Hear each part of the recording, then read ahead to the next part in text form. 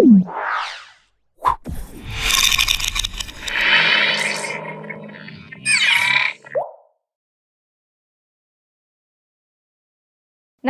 నేను మీ మాధురి. ఈరోజు మనతో పాటు ఉన్నారు ఆస్ట్రోసైకాలజిస్ట్ నాగనాథ్ గారు. నమస్తే సార్. సార్, ఈ మధ్యకాలంలో సోషల్ మీడియాలో ఒక టాపిక్ బాగా ట్రెండ్ అవుతుంది, షుగర్ డాడీ కల్చర్. ఇది ఏంటి అంటే పాశ్చాత్య దేశాల నుంచి మన కంట్రీకి వచ్చింది. ఇది చాప కింద నీరులా తయారయ్యి యంగ్ అమ్మాయిల చుట్టూ ఈ షుగర్ డాడీ కాన్సెప్ట్ తిరుగుతుంది. ఇంకా చెప్పాలి అంటే ఈ షుగర్ డాడీ కాన్సెప్ట్ మనం ఇప్పుడు ఇండియా లాంటి కల్చర్లో, మంచి సంస్కృతి సాంప్రదాయాలు పాటించే కల్చర్లో ఇది మిళితమైపోతుంది అని. నాకు ఇక్కడ ఒక క్వశ్చన్ ఏంటి అంటే, ఒక ముసలాడు అంటే ఒక 50 ఏళ్ళు పైబడిన వాడు ఈ అమ్మాయిల్ని, అర్లీ టీనేజర్స్ని పెట్టుకొని ఏం చేస్తాడు అసలు? అసలు ఈ షుగర్ అసలు వీళ్ళు ఎందుకు ఇంతలా అవుతున్నారు? అసలు ఏం జరుగుతోంది? ఒకటి రాంగ్, మీరు అడిగిన దాంట్లో ఒకటి అబ్సల్యూట్లీ రాంగ్. ఏంటంటే వెస్టర్న్ కంట్రీస్ నుంచి ఇది మన ఈస్టర్న్ కంట్రీస్, మన ఇండియాకు వచ్చింది అనేది అబ్సల్యూట్లీ రాంగ్. ఇది మీరు ఏ సోషల్ మీడియాలో చూసారో, ఎవరు దీని మీద విశ్లేషించి, ఇది సోషల్ మీడియా అంతా కోడే కూస్తుంది ఏంటి అంటే ఇది వెస్ట్రన్ కల్చర్, ఇది వెస్ట్రన్ కల్చర్, ఇది వెస్ట్రన్ కల్చర్ అని. అంటే ఇండియా లాంటి ఇండియాలో ఇది ఉంది అంటున్నారు మీరు. అంటే ఇది ఫస్ట్ ఆఫ్ ఆల్ ఇది కల్చర్ కిందనే చూడకూడదు. ఇది ఏంటంటే ఒక యావిగేషన్, ఒక ఎంటైస్మెంట్, ఒక ఓవర్ కాన్ఫిడెన్స్. ఏంటంటే ఇప్పుడు వెస్టర్న్ కంట్రీస్ నుంచి ఇక్కడికి వచ్చింది అంటే మన మన అపియరెన్స్, వెస్టర్న్ కంట్రీస్ నుంచి మనకు వచ్చింది అంటే మన వెస్టర్న్ ఎడ్యుకేషన్, మన అపియరెన్స్, మనం వేసుకునే డ్రెస్ కోడ్, ఇవన్నీ కూడా అక్కడి నుంచి వచ్చినాయి. కానీ వెస్టర్న్ కంట్రీస్ నుంచి ఈ షుగర్ డాడీ కల్చర్ అన్నప్పుడు షుగర్ డాడీ టైటిల్ అయితే అక్కడ ఉంది. మన హిస్టరీ ఏంటి మీకు మొఘల్స్ పాలనలో మీకు తెలిసే ఉంటుంది. అక్బర్ చక్రవర్తి, అక్బర్ తోపు, అక్బర్ తురుంకాను, అక్బర్ ఇవి చేశాడు అవి చేశాడు మన పాఠ్య పుస్తకాలు అది.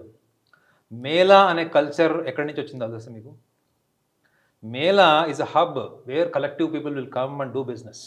ఓకే, రకరకాల వ్యక్తులు, రకరకాల వ్యాపారాల ఆలోచనలు, వాళ్ళ వాళ్ళ వస్తువులు అవన్నీ అమ్ముకోవడానికి ఒక మేళా, ఫర్ ఎగ్జాంపుల్ ఒక ఎగ్జిబిషన్ లాగా. ఈ మేళా పేరు మీద అక్బర్ అప్పట్లో ముసుగులో తన టీంతోని కొంతమంది బ్రోకర్లు, దళారులను ఎందుకు డబ్బులు ఇచ్చి అర్లీ అంటే ప్యూబర్టీకి ముందు, అంటే పెద్ద మనిషి కూడా కానీ అందమైన పిల్లల్ని, ప్యూబర్టీ అయిన వాళ్ళు అందమైన పిల్లల్ని, మహిళల్ని డబ్బుతో కొనుక్కునేటువంటి ఒక సంస్కృతి అప్పటి నుంచే ఉంది.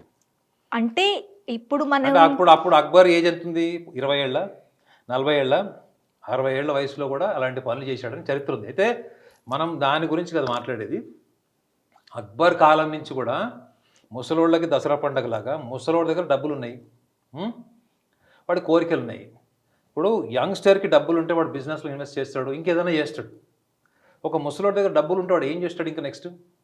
ప్లస్ ఇంకోటి, అధికారంలో ఉన్నవాళ్ళు, అంటే పవర్లో ఉన్నవాళ్ళు, డబ్బులు ఉన్నవాళ్ళు, డబ్బు వెదజల్లగలిగేటువంటి స్థాయి ఉన్నవాళ్ళు, వీళ్ళందరూ ఏం చేస్తారు? ఎవరైతే ఎమోషనల్గా వీక్ ఉంటారో, ఫైనాన్షియల్గా వీక్ ఉంటారో వాళ్ళ మీద వీళ్ళు చేసేటువంటి ఒక ఎంటైసింగ్ ప్రాసెస్ అది. దీనికి వెస్టర్న్ కంట్రీస్తో సంబంధం ఏముంది? ప్రపంచ దేశాల్లో ఏ దేశంలో అయినా డబ్బులున్న వాళ్ళు డబ్బు లేని వాళ్ళని ఆర్థికంగా లొంగ తీసుకొని, ఎమోషనల్గా లొంగ తీసుకున్నట్టు ఒక ప్రక్రియ ఇది. సో ఇది మీరు అక్కడ దాకా ఎందుకు, మీరు హైదరాబాద్ ప్రైమ్ సెంటర్ హ్యాబిట్స్లో ఒక రికగ్నైజ్డ్ కాలేజ్ ఉంది, నేను పేరు చెప్పను, రికగ్నైజ్డ్ లేడీస్ కాలేజ్ ఇది, అబ్సల్యూట్లీ లేడీస్ కాలేజ్, స్కూల్ కూడా ఉంది, ప్రైమ్ సెంటర్ హ్యాబిట్స్లో ఉంది. ఇయర్ 2003-2002 గురించి నేను మాట్లాడుతున్నాను. అప్పట్లో ఒక పోలీస్ ఆఫీసర్ చెప్పినటువంటి కథనం ఇది, అంటే స్టోరీ కాదు, రియల్ ఫ్యాక్ట్. కాలేజీలో అమ్మాయిలు పొద్దున ఫ్లైట్ ఎక్కి మహారాష్ట్ర బాంబే వెళ్ళి వ్యభిచారం చేసి మళ్ళీ 3:30-4 o'clockకి ఫ్లైట్లో రిటర్న్ వచ్చేవాళ్ళని. వీళ్ళందరూ ఎవరి దగ్గరికి వెళ్ళేవాళ్ళు? అక్కడ యంగ్స్టర్స్, ఫిలిం యాక్టర్స్ దగ్గరికి పోయేవాళ్ళు ఈ అమ్మాయిలంతా. అమ్మాయికి కావాల్సింది డబ్బు, లైఫ్ స్టైల్. అక్కడ ఎవరున్నారు అక్కడ? ఈ నెట్వర్క్. ఇది అంతా కూడా చాలా కాన్ఫిడెన్షియల్గా జరుగుతుంది. ఈ ర్యాకెట్ని పట్టుకోవడం కోసం అప్పుడు పోలీస్ వ్యవస్థ కూడా ట్రై చేసిందని ఒక పర్టికులర్ పోలీస్ ఆఫీసర్ చెప్పాడు. సో మీరు ఎక్కడ లేదు చెప్పండి ఈ కల్చర్. డబ్బులున్న వాళ్ళు, వాడు ముసలోడా, వాడు మీరు అన్నారు వాడు ముసలోడు దసరా పండుగ వాడు ఏం బీక్తాడని అడిగారు. చాలామంది అర్థం చేసుకోవాల్సిన విషయం ఏంటంటే, ఇది అర్థమయ్యే వాళ్ళకి అర్థమవుతుంది. ఇద్దరు ఒక మాస్కులైన్ ఎనర్జీ, ఒక feminine energy, male and female.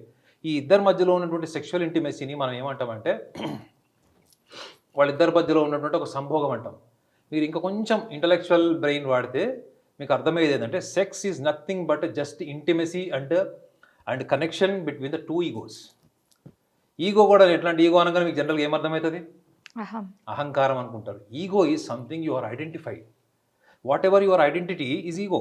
ఇప్పుడు for example your an anchor, that is your identity.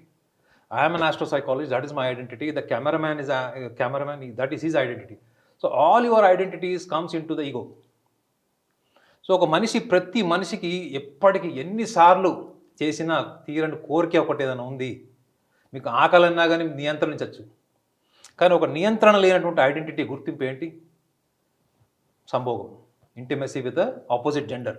అది అమ్మాయికి కావచ్చు, అబ్బాయి కూడా కావచ్చు. ఈ సెక్షువాలిటీ ఎప్పుడైతే మనిషి జీవితంలో ఒక ప్రైమ్ ఐడెంటిటీ అయిపోతుందో, అక్కడి నుంచి వాళ్ళ బుద్ధి కూడా ఆ కోరికని తీర్చుకోవడం చేసేటువంటి ప్రయాస ప్రక్రియలో భాగం అవుతుంది. సో ఇది వెస్టర్న్ కంట్రీస్ వాళ్ళకి వాళ్ళైన మనుషులు, వాళ్ళైనా తిండి తినేది, వాళ్ళైనా ఆల్కహాల్ తాగేది, అక్కడే సెక్షువాలిటీ ఉందా? ఈస్టర్న్ కంట్రీస్లో కూడా ఉంది, మిడిల్ ఈస్ట్ కంట్రీస్లో ఉంది, ఎక్కడ పడితే మీరు ఎక్కడ ఉంటుంది. లాజిక్ ఏంటంటే వాళ్ళ ఐడెంటిటీస్ని సాధించుకోవడంలో, సాటిస్ఫై చేసుకోవడంలో వాళ్ళు వెదలుతున్న ఏంటి అంటే డబ్బు. Whatever they are throwing for them it is a pleasure, it is a fun. ఎందుకంటే వాళ్ళకి డబ్బులు ఉంది కదా. అదే మీకు చూడండి, ఒక ముసలివాడు ఈ మధ్య కాలంలో చాలా మందికి రేప్ కేసెస్లో, మాలెస్టేషన్స్లో అబోవ్ 60 years వాళ్ళే వాళ్ళ ఫ్యామిలీ మెంబర్స్ని, లేకపోతే కుటుంబ సభ్యుల్లో ఉన్నటువంటి ఆ లొకాలిటీలో ఉన్న వాళ్ళని ఎంతమందిని వాళ్ళు మాలెస్టేట్ చేయలేదు? Only category of above 60 years పీపుల్ని చూడండి. ఈవెన్ 90 ఏళ్ల వాడు కూడా జైలుకు పోయాడు రీసెంట్గా ఈ మాలెస్టేషన్ కేసులో, అటెంప్ట్ రేస్లో. సో కాబట్టి అందుబాటులో ఉన్నటువంటి వాళ్ళకి, ముసలోళ్ళకి కూడా ఈ కోరిక తీరడం అన్నది కూడా మనం క్లియర్గా చెప్పలేం. ఎవడి కోరిక వాడికి ఉంటుంది. కానీ డబ్బులున్నవాడు మాత్రమే ఎందుకు ఎంటైజ్ చేస్తున్నాడు అర్లీ టీనేజర్స్ కానీ యంగ్స్టర్స్ ఎందుకు చేస్తున్నాడు? అది సైకలాజికల్ ప్రాబ్లం అంటారా? No, it is not psychological. It is completely conscious act. Okay, completely you are doing with awareness. ఎందుకు అవేర్నెస్? అది మెంటల్ ఇల్నెస్ ఎప్పుడు అవుతుందంటే కాన్సిక్వెన్సెస్ తెలియకపోతే మెంటల్ ఇల్నెస్ అవుతుంది. మీరు చేసే ప్రక్రియలో మీకు బ్రోకర్లు ఉంటారు కదా.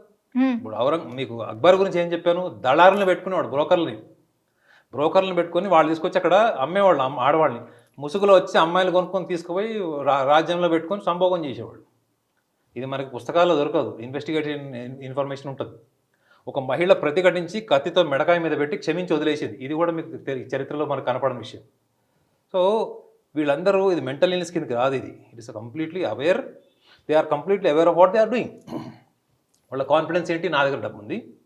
వాళ్ళ కాన్ఫిడెన్స్ ఇంకోటి ఏంటి? అమ్మాయిలు బలహీనంగా ఉన్నారు, మానసికంగా బలహీనంగా ఉన్నారు, ఆర్థికంగా బలహీనంగా ఉన్నారు, లొంగుతారు. ఒకవేళ ఏమైనా సమస్యలు వచ్చినాయంటే కూడా డబ్బు వెదజల్లి కాన్సిక్వెన్సెస్ని హ్యాండిల్ చేసేటువంటి ఒక మైండ్ గేమ్ అది. సో దీన్ని మనం ఎలా చూడాలి, ఏం చూడాలి అంటే ఇది ప్రతి దేశంలో అవకాశం ఉన్నటువంటి ప్రతి ఎన్విరాన్మెంట్లో ఇవి జరుగుతాయి. అయితే ప్రస్తుతం ఆడవాళ్ళు కానీ టీనేజర్స్ కానీ మీరు అంటున్న దాన్ని బట్టి డబ్బుకి లొంగిపోతున్నారు అని చాలామంది నేను I'm not generalising everyone. The percentage of women ముఖ్యంగా ఏంటంటే మీరు చూడండి, ఇప్పుడున్నటువంటి సమాజంలో అమ్మాయిలకి కానీ అబ్బాయిలకి కానీ లైఫ్ స్టైల్ ప్రైమరీ అయిపోయింది. ఓకే, ఎడ్యుకేషన్ కంటే లైఫ్ స్టైల్ ఇంపార్టెంట్. అవునా? లైఫ్ స్టైల్ అంటే ఏంటి? అన్నీ వస్తాయి. మీరు వేసుకునే బట్టల దగ్గర నుంచి, మీ బైక్ దగ్గర నుంచి, మీ కాస్మెటిక్ ఎక్స్పెండిచర్కి సంబంధించి కానీ, movies, entertainment, travelling, international journeys, ఇవన్నీ కూడా లైఫ్ స్టైల్ రిలేటెడ్ ఉంటాయి. ఇవి రీచ్ కావాలి అంటే ఫస్ట్ తల్లిదండ్రులు ఆల్రెడీ ఒక డబ్బు సంపాదించి పిల్లలకి 10వ క్లాస్లో లేకపోతే వాళ్ళు ఇంటర్మీడియట్లో ఇవ్వలేరు కదా. అందరూ ఇచ్చే స్తోమత ఉండరు. సో వీళ్ళ టార్గెట్ గుర్తుపెట్టుకోండి. ఈ మధ్యతరగతి బిలో మిడిల్ క్లాస్ వాళ్ళు కొన్ని ప్రిన్సిపల్స్తోని, కొన్ని వాల్యూస్తో పెంచుతారు. అవును, రూల్స్ అండ్ రెగ్యులేషన్స్ ఉంటాయి, రెస్ట్రిక్షన్స్ ఉంటాయి. ఈ రెస్ట్రిక్షన్స్ ఎంతమంది అమ్మాయిలకి ఇష్టం చెప్పండి? ఎందుకు? వాళ్ళు చదివే స్కూల్లో కూడా అందరూ మధ్యతరగతి వాళ్ళే ఉంటారా? వాళ్ళు చదివే కాలేజీలో వాళ్ళ లైఫ్ స్టైల్ అదే ఉంటుందా? రేంజ్ ఉంటుంది. మరి ఒక గాగ్రచోలి వేసుకోవాలంటే అమ్మాయికి 35,000 పెట్టుకుంటుంది ఒక అమ్మాయి, ఇంకొక అమ్మాయి. సో ఎక్కడైతే అమ్మాయికి కూడా వేరే అమ్మాయిని చూసో, లేకపోతే వేరే చుట్టుపక్కల వాళ్ళని చూసో, లేకపోతే సెలబ్రిటీస్ని చూసో నేను కూడా అట్లా కావాలి అనుకుంటా చూడండి. దాన్ని మోడలింగ్ పర్సనాలిటీ అంటారు సైకాలజీలో. Modelling personality in the sense you are trying to imitate somebody else. You are not liking yourself the way you are trying to just be like others. అంటే ఈజీ మనీ కోసం వీళ్ళు చేస్తున్నారు అంటారు. ఇప్పుడు prostitutes కానీ లేదంటే ఈ టీనేజర్స్ కానీ అంటే కొంతమంది పార్ట్ టైమ్ ప్రాస్టిట్యూషన్ కూడా యూజ్ చేసుకుంటున్నారు. వీళ్ళంతా ఈజీ మనీ కోసమే చేస్తున్నారు అంటారు. ఒక ఎంబీబీఎస్ కాలేజ్లో ఒక స్టూడెంట్ కౌన్సిలింగ్కి వచ్చినప్పుడు చెప్పిన విషయం ఏంటంటే వార్డన్ని మేనేజ్ చేసి గోవాకి అక్కడిక్కడ ట్రిప్స్కి వెళ్తారు, వార్డన్ని మేనేజ్ చేస్తారు. ఆ వెళ్ళి వచ్చిన ప్రాసెస్లో వీళ్ళకి లైఫ్ స్టైల్ అంటే వీళ్ళకి గిఫ్ట్స్ కానీ అవన్నీ చూస్తే కూడా కాస్ట్లీయెస్ట్ గిఫ్ట్స్ వస్తాయి. మరి ఈ అమ్మాయిలు ఏ అబ్బాయిలతో వెళ్ళారు, ఏ వయసు వాళ్ళతో వెళ్ళారు ఎవరికి తెలుసు? ఇది ప్రైమ్ మన తెలంగాణలో ఉన్నటువంటి ఒక మెడికల్ కాలేజ్లో హాస్టల్లో ఉన్న అమ్మాయిల సంగతి నేను చెప్తున్నాను. ఇంకా మీరు ఆలోచించుకోండి, ఎంబీబీఎస్ అంటే ఎంత టఫ్ ఎడ్యుకేషన్, అది ఎంత కాంపిటేటివ్ ఎడ్యుకేషన్ అది. మరి ఎందుకు ఇది ఎలా జరుగుతుంది? అదంతే. ఇప్పుడు నాకు ఆ అమ్మాయిలు వచ్చి చెప్తేనే తెలిసింది కదా, నాకు లేకపోతే ఎట్లా తెలుస్తుంది అది? సో ఇది అలా జరుగుతుందంటే కాలేజ్ స్టూడెంట్స్లో అనేది నేను చెప్పాను 2002 విషయం మీతో చెప్పాను. ఎర్లీ మార్నింగ్ ఫ్లైట్లో వెళ్ళి 4:30 కల్లా ఇంటికి వచ్చేస్తున్నారు. మరి అక్కడ ఎవరు వీళ్ళని ఎంటైజ్ చేసింది ఎవరు? మహారాష్ట్రలో. మీరు డబ్బు కోసం వెళ్తున్నారా లేకపోతే ఏం చేయడానికి వెళ్తున్నారు మీరు అక్కడ? Because they want to match life style the way world is growing. Technology ఎలా పెరుగుతుందో, జీవన విధానం ఎట్లా మారిపోతుందో, ప్రతి అమ్మాయి కూడా సెలబ్రిటీ లాగా ఉండాలని ఎందుకు కోరుకుంటాం చెప్పండి? అక్కడ దాకా ఎందుకంటే ఇప్పుడు ఫస్ట్ కాపీ కల్చర్ ఎందుకు వచ్చింది అంతా? ఒక బ్రాండ్ వాచ్ ఉంటుంది, ఈ బ్రాండ్ వాచ్ ₹1,00,000 ఉంటుంది ఫర్ ఎగ్జాంపుల్. సో దీని ఫస్ట్ కాపీ ఎంత ఉంటుంది? మీకు 5,000 ఉంటుంది, మేబీ 2,000 ఉంటుంది. Why they want to look alike? First copy business వాళ్ళ ప్రపంచాన్ని శాసిస్తుంది. ఒరిజినల్ కంటే ఫస్ట్ కాపీ వేసుకునే వాళ్ళు ఎక్కువయ్యారు. అన్ని రకాలుగా మీరు ఏ బ్రాండ్ అని తీసుకోండి, ఫస్ట్ కాపీ ఉంటుంది. ఎందుకు వచ్చింది అది? ఒక middle class, below middle class వాడు దాన్ని మ్యాచ్ కాలేనప్పుడు దాన్ని ఫస్ట్ కాపీ వేసుకొని ఆల్టర్నేటివ్ ఎంజాయ్ చేస్తున్నాడు. మరి ఎంత ఇన్ఫ్లుయెన్స్ అవుతున్నారు ఈ బ్రాండ్స్కి? ఎవరు ఇన్ఫ్లుయెన్స్ అవుతున్నారు? వాళ్ళ లైఫ్ స్టైల్ ఎట్లా మ్యాచ్ అవుతుంది? సో ఆపర్చునిటీ ఉన్న వాళ్ళ మనస్తత్వాలు ఒక రకంగా ఉంటే, ఆపర్చునిటీస్ లేవు, ఆపర్చునిటీస్ రావు అనుకునే వాళ్ళు కొన్ని నిబంధనల మధ్యలో ఉన్నారు అన్నది కూడా మనం అనుకోవచ్చు. Okay sir, thank you very much.